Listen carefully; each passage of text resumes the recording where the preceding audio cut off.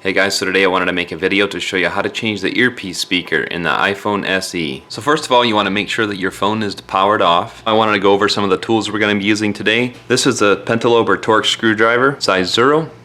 And we're going to need that for removing the screws in the bottom of the phone. This is a Phillips screwdriver size 000 that we're going to need for removing the internal screws. This is a suction cup tool that we're going to be using to opening up the phone. I'll show you how that works in just a bit. If you don't have one of these suction cup tools like this, you can also use a small little suction cup like this. I'll include a link in the video description for any tools that I'm going to be using today during this process, or any parts that I'm going to be replacing. Anything that I think might be helpful to you, I'll include links in the video description, so check them out there. So first of all, what we're going to do is use our pentalobe or Torx screwdriver, and we're going to remove these two screws in the bottom of the phone right here by the charging port. So go ahead and remove those screws. So next what I want to do, if you're going to use a suction cup tool like this, what you would want to do is you want to get it just above the home button like this. You don't want to go over top of the home button because it doesn't suction very well. You want to go just over top and you want to press this down so it gets a seal like this, and then you can simply pry on the handle here and the screen starts separating here, as you can see. So if you don't have one of those tools and you have a suction cup tool like this, I would recommend using a suction tool. It's a lot easier. You can just press down, same thing, get a nice seal on there. Then you can start pulling up on this, and you can see it's starting to separate here a little bit. So what I would recommend is having something like a plastic pry tool or something, and very carefully right here above the headphone jack there's a notch where you can get right in there, and just carefully at the same time while you're pulling up on the suction tool, you can just carefully work your way across here and see how that's starting to separate there, and see the notch I'm talking about right here. There's a notch there where you can get a start on it. Then you don't want to pull very far at all because there's a little cable in here for the Touch ID that we need to disconnect first. Remove your suction tool at this point. So now see that little cable in here I'm talking about? You don't want to stretch it too tight or you'll tear it and you'll lose the function for the Touch ID, so we don't want to do that. It's a little hard to show it, but this is the clip right here that we need to remove. So I'm just going to sneak in here with like a tweezers or something and just pop that out of there. It's just a little clip like this. You can pop it out of there. Then also, I would use something plastic, nothing metal for this part. You want to go in and you want to disconnect that connector right there. And then it pops loose like that.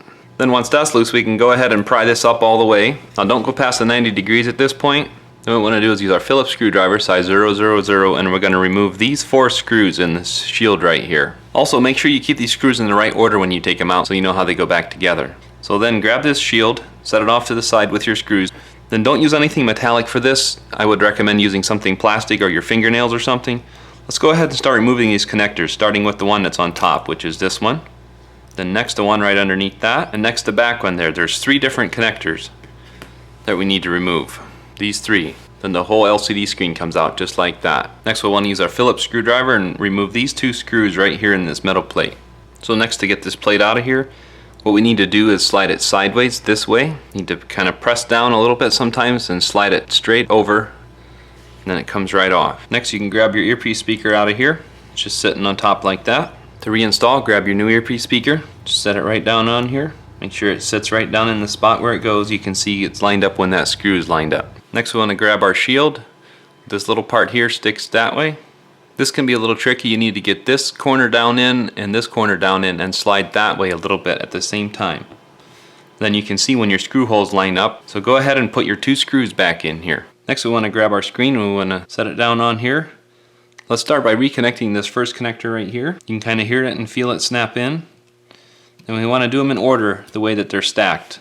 So let's go ahead and reconnect this connector right there. And then we want to reconnect this one right over here. Now while holding the screen at a 90 degrees still, don't pull it too far back so you don't strain the connectors too much. Then we want to grab our shield and set it down in here. So while still holding the screen with one hand, we need to get these screws in here to put this shield back on. So next, now we've got all our screws in the plate right here. What we need to do is carefully set this screen down all the way. And what we're going to attempt to do is reach in here and grab this connector right here. Don't pull too hard.